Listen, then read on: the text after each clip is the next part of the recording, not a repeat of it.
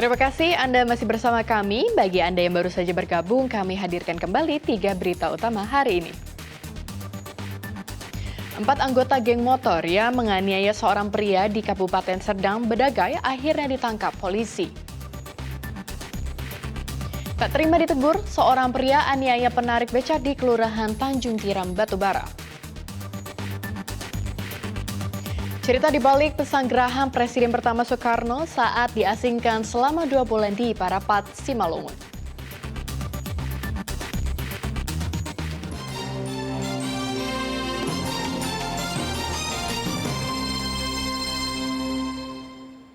Kenaikan harga gula pasir di Kabupaten Deli Serdang hingga kini tak kunjung turun.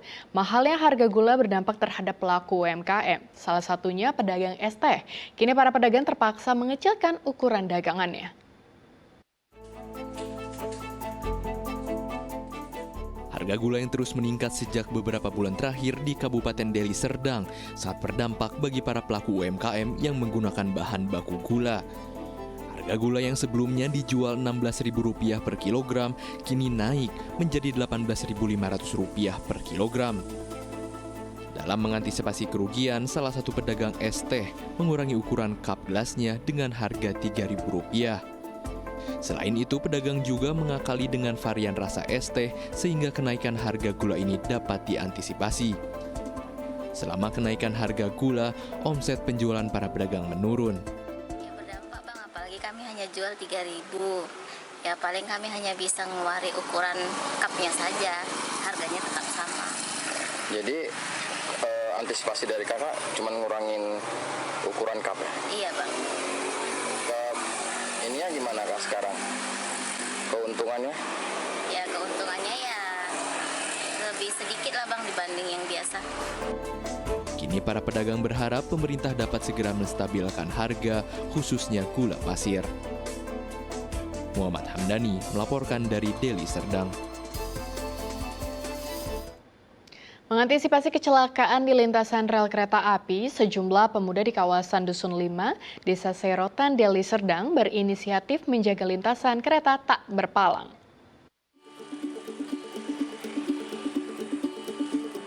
Banyaknya lintasan kereta yang kini dijadikan jalan alternatif bagi pengendara untuk mempercepat jarak tempuh ke daerah lain membuat sejumlah lintasan kereta api di Desa Sairotan, Deli Serdang tak berpalang pintu banyak dilintasi pengendara roda 2 dan 4. Dalam mengantisipasi kecelakaan, sejumlah pemuda di Desa Sairotan, Deli Serdang berinisiatif menjaga lintasan kereta.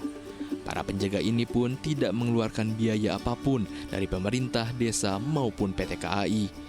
Melainkan mereka murni membantu para pengendara yang melintas. Riyadi, salah satu pemuda setempat menyebutkan kegiatan ini sudah dilakukan selama 6 tahun. Ya, membantu masyarakat aja supaya keselamatan dia itu jamin lah, supaya nggak tabrak kecelakaan gitu. Sebelumnya apa memang sudah pernah ada kecelakaan atau belum?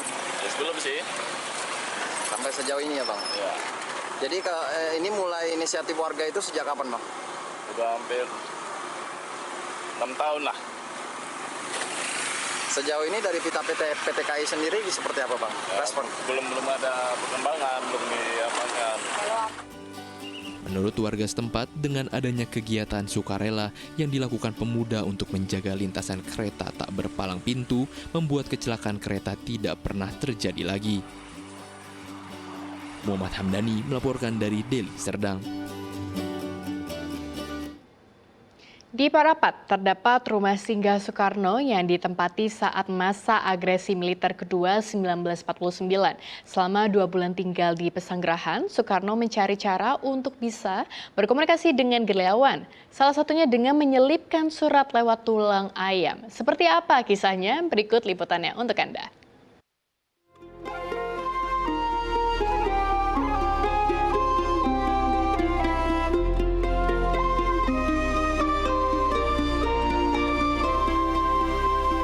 Saya berada di rumah pasanggerahan Bung Karno, letaknya di Parapat, Kabupaten Simalungun.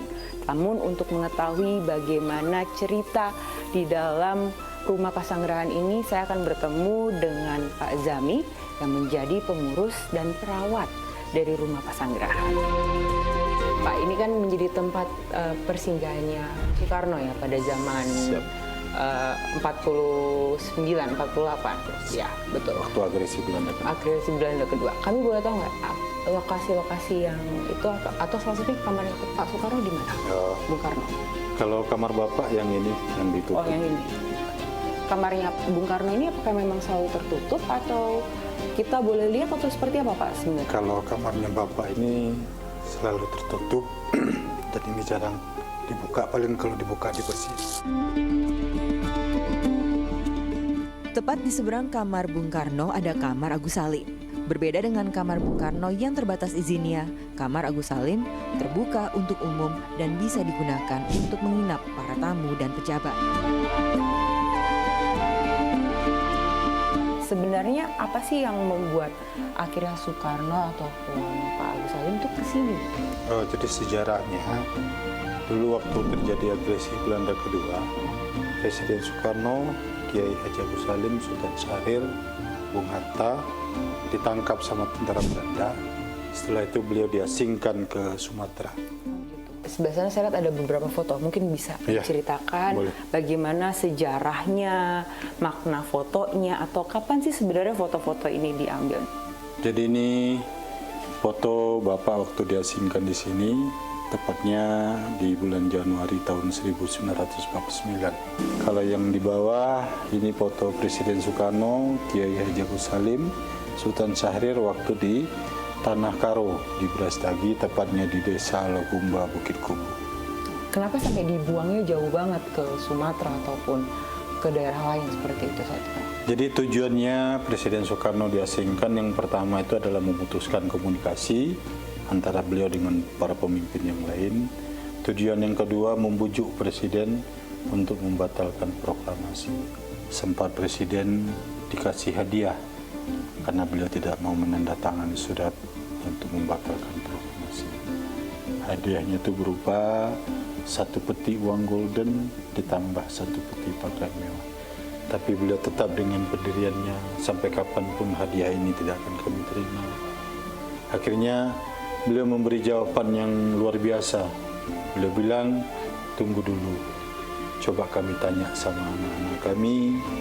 Kalau anak-anak kami mau terima hadiah ini dan mau menandatangani surat ini, barulah nanti terakhir kami bertiga tanda tangan. Dari situ timbullah pertanyaan tentara Belanda, siapa anaknya dan di mana posisinya. Dijawab sama Presiden, anak-anak kami dari Sabang sampai Merauke. Yang dimaksud anak-anak sama beliau itu adalah rakyat, karena beliau adalah pemimpin. Kalau rakyat Indonesia mau menandatangani surat ini, barulah nanti kami terakhir tanda tangan. Dan itu tidak memungkinkan. Akhirnya timbullah niat Belanda untuk meracuni beliau bertiga. Namun misi meracun Presiden Soekarno gagal setelah pelayannya Karno Sobiran menguji racun itu. Gagalnya misi membuat Karno Sobiran habis dihajar tentara Belanda. Hal itu membuat Bung Karno meninggalkan pesan untuk rakyat Indonesia.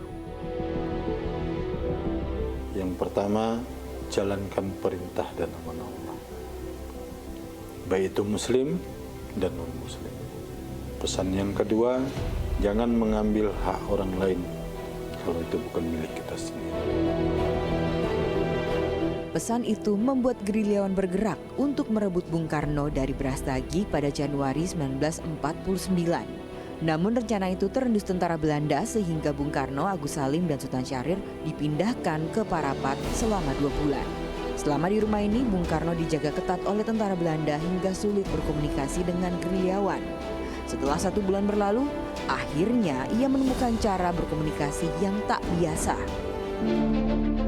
Cara yang pertama melalui makanan, cara yang kedua melalui sayur-sayuran. Seperti apa detailnya? Bagaimana cara berkomunikasi dengan makanan dan sayur-sayuran? Jadi kalau misalnya melalui makanan, setiap makan Presiden minta tolong dibawakan daging paha ayam. Setelah selesai beliau makan, disitulah tulang paha ayam tersebut dibersihkan. Setelah kering, barulah surat dimasukkan ke dalam tulang paha tersebut. Setelah itu ditaruh di dalam rantang tempat makan beliau, barulah Presiden berpesan sama yang melayani beliau di sini. Itu ada khusus untuk di dalam rumah, namanya Kakek Ludin, marganya Cendawan. Jadi beliau bilang di dalam rantang tempat makanan kami itu ada sisa makanan tulang paha ayam.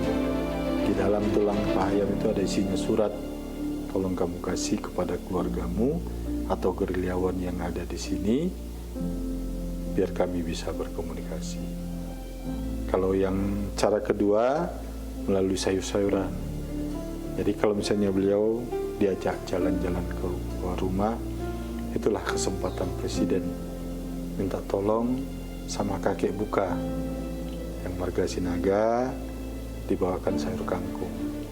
Jadi dari batang kangkung itulah beliau masukkan surat. Itulah cara beliau berkomunikasi selama beliau diasingkan di sini. Usai berbicara dengan Pak Zami, saya bertemu dengan cucu Buka Sinaga, salah satu pelayan yang jadi kurir pesan Bung Karno. Saya tertarik nih, apa sih yang pernah kakek Buka ceritakan kepada Bapak ketika masa-masa melayani Pak Soekarno di rumah ini? Ya, sesuatu hal yang masih jernih dalam ingatan saya tuh, Kak. Jadi dari Opung pada saat itu pernah menceritakan keberadaan joglo yang sebelah kanan itu cenderung dipergunakan ketika mereka berbicara-bicara atau berdialog-dialog di antara Pak Soekarno ataupun tamu-tamunya dan yang lainnya. Itu yang sebelah kanan, lalu sebelah kiri seperti apa, Pak? Jadi yang sebelah kiri menjadi sesuatu hal ini, beliau itu lebih senang ataupun memilih joglo yang sebelah kiri untuk mungkin apa namanya, Kak, berdua merenung atau jenis tirakat seperti itu.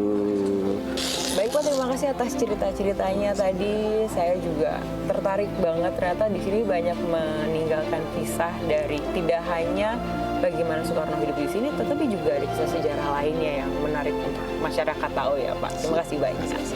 Ya tadi merupakan bagaimana perjalanan Soekarno berada di rumah pesanggerahan ini, dan banyak banget kisah yang bisa kita ambil. Salah satunya adalah ternyata Soekarno memang memegang teguh negara ini hingga mau ditawarkan apapun, ia tidak mau atau menolak hal itu.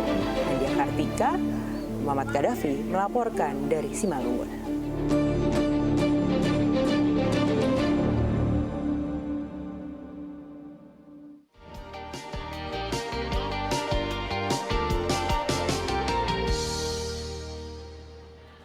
Laporan tersebut mengakhiri Berita Medan hari ini bersama saya Cira Caniago. Dan terima kasih atas perhatian dan kebersamaan Anda. Selamat beraktivitas dan sampai jumpa.